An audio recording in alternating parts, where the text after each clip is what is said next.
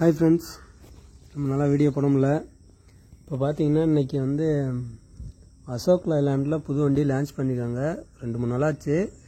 ஆனால் இது கண்டிப்பாக டாடா ஏசியை காம்படிஷன் பண்ணுறதுக்கு தான் இதை பண்ணியிருக்காங்க. டாடா ஏசி டெஃபாயில் போட்டதுலேருந்து கொஞ்சம் மார்க்கெட் கம்மியாக தான் ஆயிடுச்சு. ஏன்னா முன்னாடிலாம் தேடி போய் வாங்கினாங்க டாடா ஏசி. இப்போ மார்க்கெட்டிங் பண்ணி சேல்ஸ் பண்ணுற மாதிரி நிலைமைக்கு வந்துருச்சு இந்த டெஃபாயில் B6 போட்டதுலேருந்து.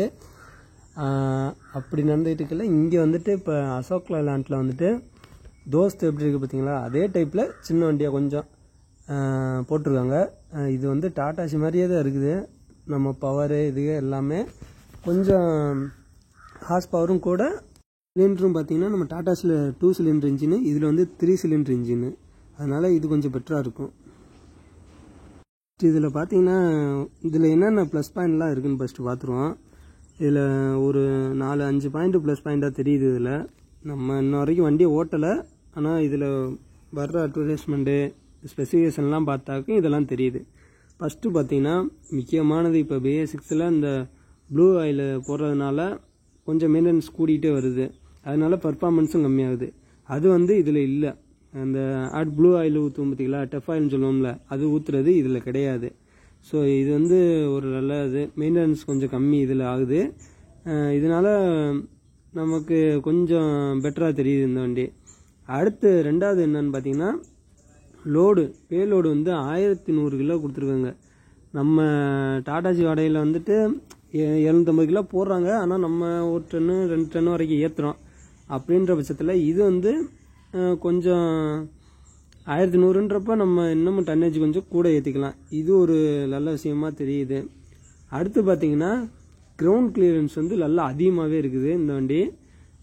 நம்ம அதிகமாக இந்த கொஞ்சம் ஆஃப் ரோடு இந்த ஏரியாவில் ஓட்டுறதுக்கு இது கொஞ்சம் நல்லா இருக்கும்னு பெட்டராக தெரியுது. இது ஒரு நல்ல விஷயமா இருக்குது. அடுத்து பார்த்தீங்கன்னா தோஸ்துனாலே லாங்கில் ஓட்டுறதுக்கு நல்லாயிருக்கும். அதுக்கு ஏற்றாப்படி இப்போ டாடா ஏசியில் நம்ம லாங்கில் ஓட்டுறதுக்கு கொஞ்சம் நமக்கு சிரமமாக இருக்கும். அதை பூர்த்தி செய்கிற வகையில் இருக்கும்னு நினைக்கிறேன். நான் ஓட்டினதில்லை, ஆனால் கண்டிப்பாக அந்த வகையில் இருக்கும். தோஸ்த் எப்போவுமே லாங் ஓட்டுறதுக்கு அடிச்சுக்கவே முடியாது. அதனால் இது கொஞ்சம் பெட்டராக இருக்கும்னு தெரியுது. அதனால் லாங் ஓட்டுறதுக்கு இது நல்லாயிருக்கும் கண்டிப்பாக. அடுத்து பார்த்தீங்கன்னா எல்லாமே லீஃப் ஸ்ப்ரிங்கு கொடுத்துருக்காங்க. இதில் எதுவுமே ஹெலிக்கல் ஸ்ப்ரிங்கு கொடுக்கல, எல்லாமே லீஃப் ஸ்ப்ரிங்காக கொடுத்துருக்காங்க. அதனால் நமக்கு மெயின்டெனன்ஸ் நல்லா பண்ணலான்னு நினைக்கிறேன். இதில் இன்னமும் பட்டை வரப்படிச்சமாக்கும் டன்னேஜ் அதிகமாக ஏற்றிக்கலாம். பின்னாடி 3 கொடுத்துருக்காங்க, முன்னாடி 2 கொடுத்துருக்காங்க. தொட்டி 8 அடிக்கு இருக்குது. அதனால் நமக்கு நல்லா லோடு கொஞ்சம் ஃப்ரீயாக ஏற்றிக்கலாம். அடைஞ்சி ஏற்றாமல் கொஞ்சம் இதாக ஏற்றிக்கலாம் ஃப்ரீயாக. இதெல்லாம் ஓரளவுக்கு நல்ல பாயிண்ட்ஸாக தெரியுது. டிசைன் ஓரியன்டாக பார்த்துருவோம். டிசைன் பார்த்தீங்கன்னா நம்ம தோஸ்த் வண்டி இருக்குது பார்த்தீங்களா, அதே சேம் டிசைன் தான். என்ன இந்த டாடா ஏசிக்கு காம்படிஷனாக விடணுன்றதுக்காண்டி அந்த சைஸில் விட்ருக்காங்க, அவ்வளோதான்.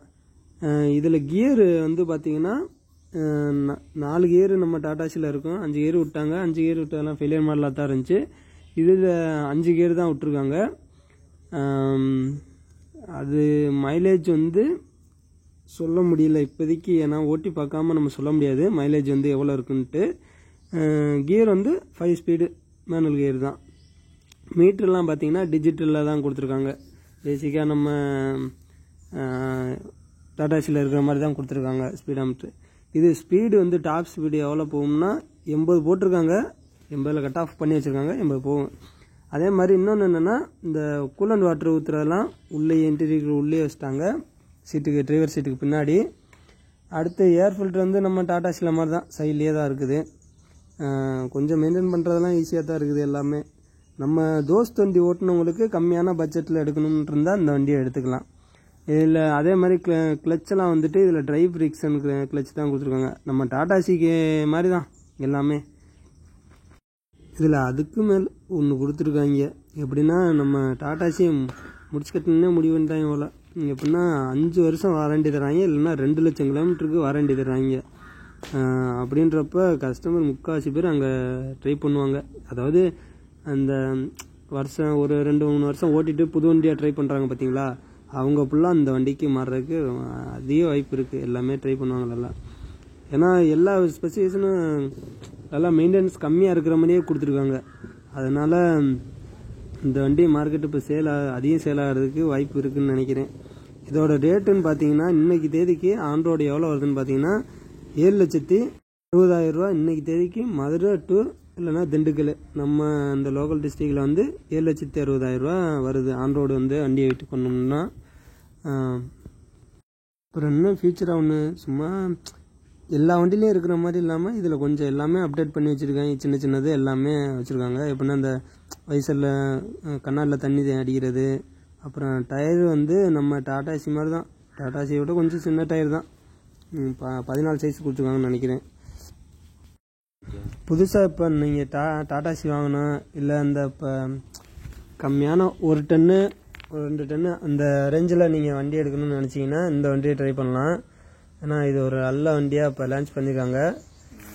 இது மார்க்கெட்டில் கொஞ்சம் அடிச்சு வரும்னு நினைக்கிறேன். ஆனால் ரீசேல் வேல்யூ வந்து எப்போவுமே தோஸ்துக்கு கூட தான். அதனால் ரீசேல் வேல்யூ கொஞ்சம் அதிகமாக தான் இருக்குது. டிசைன் ஓரியன்டாகவும் கொஞ்சம் லுக்காகவே கொடுத்துருக்காங்க. என்ன மார்க்கெட்டில் என்ன நிலவரம்னு தெரில, எப்படி மார்க்கெட்டில் சேல் ஆக போகுதுன்னு தெரில, நம்ம ஓட்டி பார்த்தா தான் தெரியும். சரி, ஓகே ஃப்ரெண்ட்ஸ், நெக்ஸ்ட் வீடியோவில் பார்க்கலாம்.